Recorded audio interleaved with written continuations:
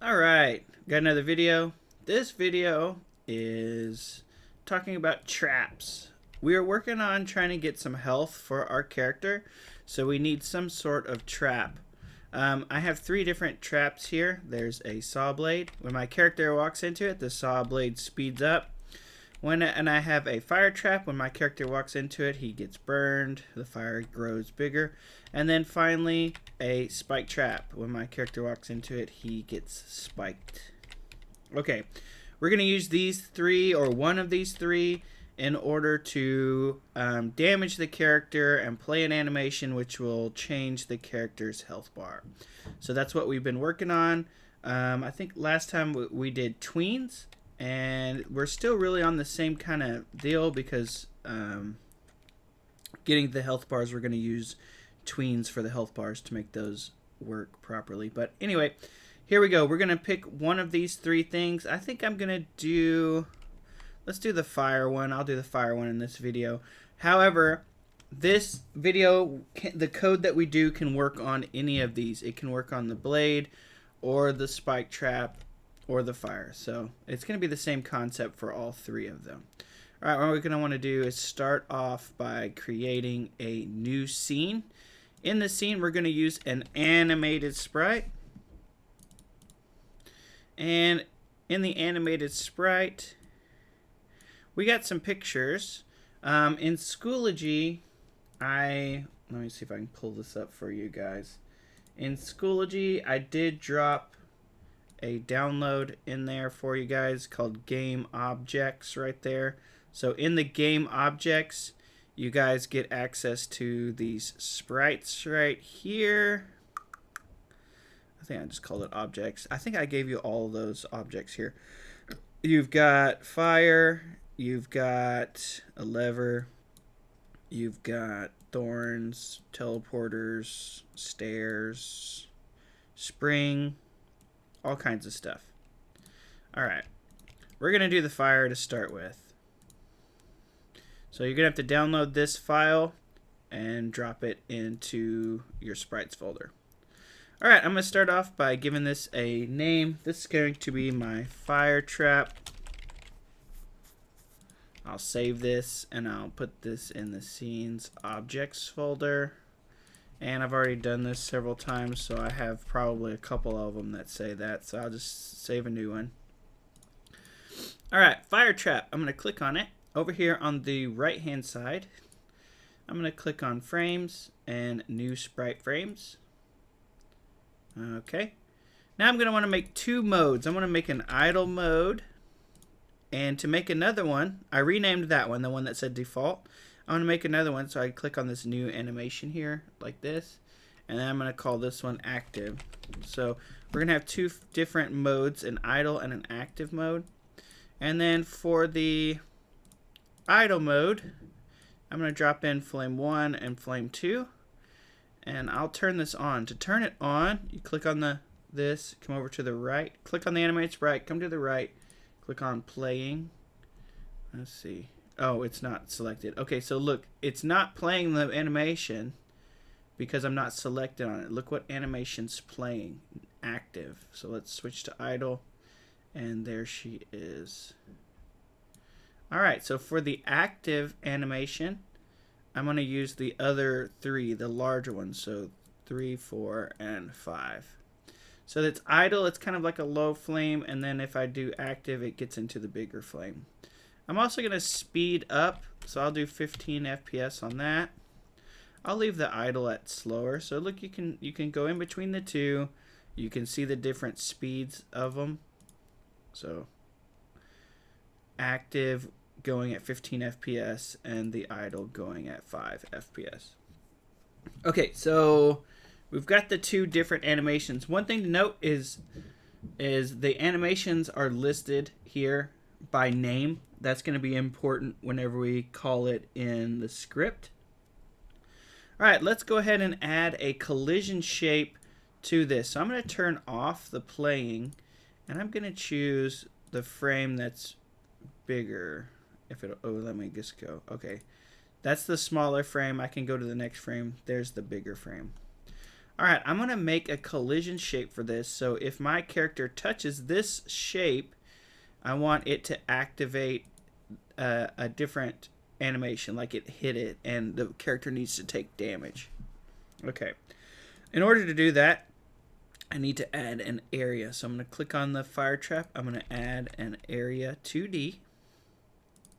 And then I'm going to add a collision polygon. I'm going to use the actual polygon one. A lot of times we've been using just the regular shapes. I'm going to show you guys how to use the collision polygon if you don't already know. So collision polygon, I'm selected on it. In order to draw this shape, all you have to do is at the top, I'm going to select on my cursor, select mode, and then I'm going to come over here to this create points, and I can start choosing some points for my flame. Where does the flame go? So I'm just going to do, not going to be super precise. I'm just going to give it some points that are relative. Alright, so the more points you have, the more calculations your computer has to do. It takes up a little bit more resources. Hey, that looks pretty good to me. Alright, so there's my collision area. There's my area 2D for detecting whether my character has touched it. Alright, perfect. I'll turn my, let's see if I can turn my animation back on. So I'll do playing. There it is. Alright, I'm going to save this again, so Control S. Alright, I'm going to go back to my test world. Now, I already have a fire on this one, so what I'm going to do for this fire is I'm just going to pull it off to the side. And I'm going to move my saw blade out of the way. Okay, so right here, I'm going to put my new one. In order to put your fire into this scene, your testing scene, you want to click on Test World, click the link, and then find your fire trap. This one I made fire trap online. There it is. So there's my fire trap. Alright, in order for this character to collide with or touch this fire, he needs to have a collision shape. I've already added a collision shape to my character. You might not have. So let's go and see how we would do that. So I'm on my character scene. And under the scene, I've added a collision shape. I'm going to go ahead and get rid of that. Alright, so what I want to do is I want to click on my alien bones, or my top node of my character. This is a kinematic body. Kinematic bodies do not have to have areas if you want them to be able to actually stand on top of things. You want to make this like a hard surface that can be touched. So I'm going to add a collision shape, just the regular collision shape. This time I'm not going to actually draw all the points for the collision polygon. I'm just going to use the regular collision shape. So I'm going to come over here to shape. I'm just going to do a circle. My character is more circular. You could if you have one of those stand-up characters, you might want to use the actual capsule. Alright, so now my character has a collision shape so he can touch it. Okay, another thing. The fire needs to know who to burn or what things to hit. You don't want it to try and burn the floor or pipes or whatever you have in your game, like coins and stuff like that. You only want it to burn the hero or whatever character it is that you're playing in the game. So go to your alien, and we need to label this alien. We need to put him in a group. So click on the kinematic body, click in the top right, go to node, and then groups. The groups is labeled by this little square circle symbol right there. And you'll see that I added 2 groups to mine. I added it to alien and to hero. The way you can think of this is like dodgeball. What team are you on? Whose team are you on? Are you on the red team or the blue team? You know who to throw the ball at. 1, because they're on the right side of the field, but 2, because they're probably wearing the same jersey, or, I don't know. You know who's on your team. So this is how the fire trap can tell who's on what team. So I put my alien on the alien team and the hero team. You can put the teams, you can put a bunch of teams. You can put a whole bunch. You could put 100, you could put 50. It doesn't really matter. All the teams go right there. So make a team for your character.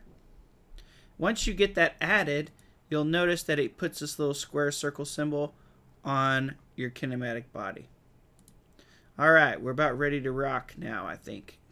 Okay, let's go back to the fire trap and let's add a script to this fire trap. I'm going to save this in the scripts folder like I normally do. Alright. Let's get rid of some of this. Let's get rid of these comments here. Alright, I'm going to label this Fire Trap Online.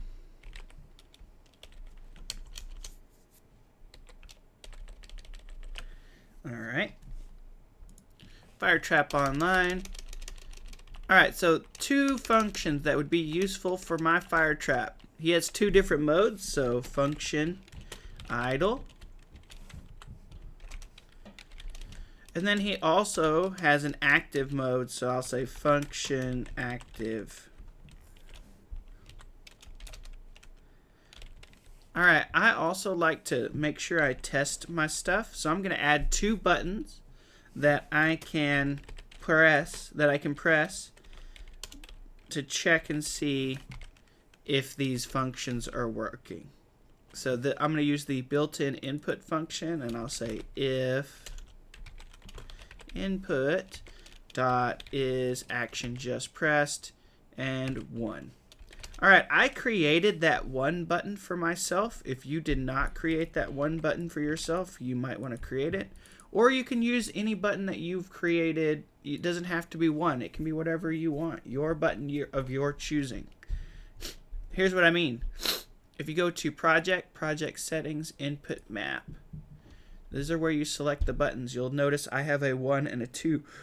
I could have just as easily used damage up or power up. But it does not recognize it by key. It recognizes it by the action's name. So make sure you put an action in there. Alright, next one I'll do if input dot is action just pressed, the number 2. And then this one I want it to play the active function. Alright, so if I press the number 1, it's going to play the idle function. Number 2, it's going to play the active function. Now inside of these idle and active functions, I want to basically make it switch between the two things. One to be idle, one to be active. So how you do that between the animations, if you hover your mouse over animation, you'll see that the keyword or the property is just lowercase animation. And then, like I said earlier, it's listed by name. So that's going to be a string. So I'm going to come back over here. Under the idle animation, I want it to do animation is equal to, and then string idle. Now this has to be spelt exactly the same. Capitals, whatever you put in there, they have to be exactly the same. Alright, so animation is equal to active. Alright, let's test this out. So I save this. I'm going to go back to my test scene. And I'll press 1. Should be on idle. Push 2. 1, 2, 1, 2, 1, 2. Working perfectly. Awesome. Alright, so we don't want to push the button every time. We do, however, want to walk into the object. So what I'm going to do is I'm going to go to my fire trap, and I want to connect a signal to this fire trap that will allow us to walk into it. Alright, so what I'm going to do is I'm going to click on Area 2D. I'm going to come up here to Node, and then Signals. These are all the different signals that you can use. So a signal for when something actually happens.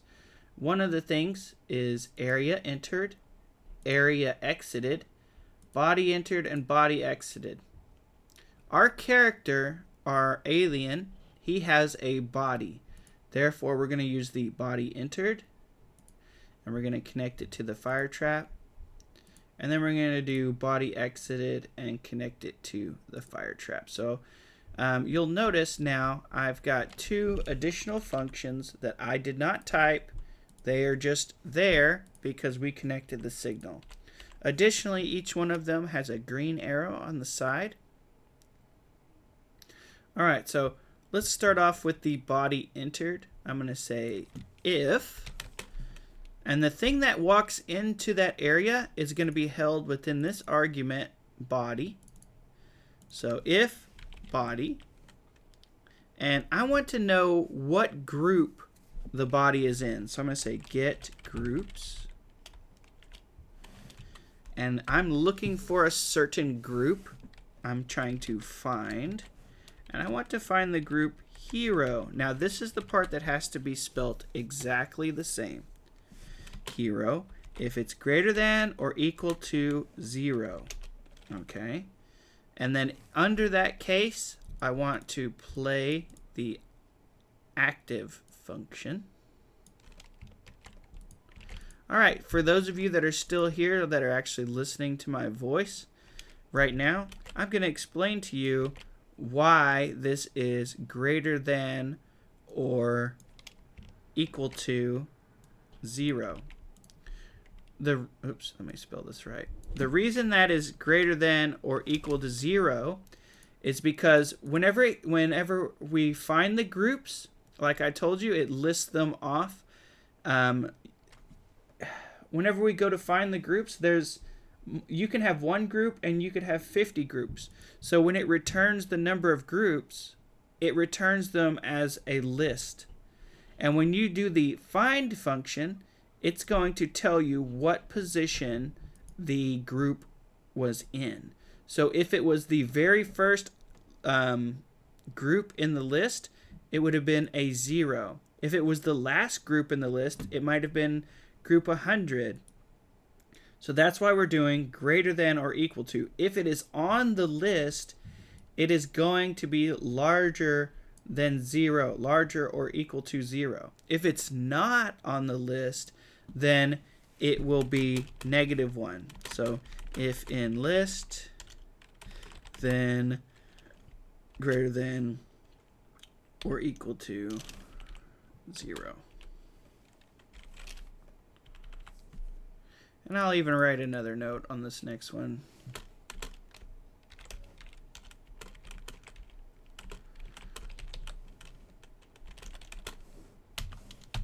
Okay. So if it is in the list, it's either going to be 0 or larger than 0 because it's going to be listed in an array. And it's located either 0, 1, 2, 3, 4, 5. If it's not in there, it'll return -1. All right, so we have these 2 things. Let's test it out.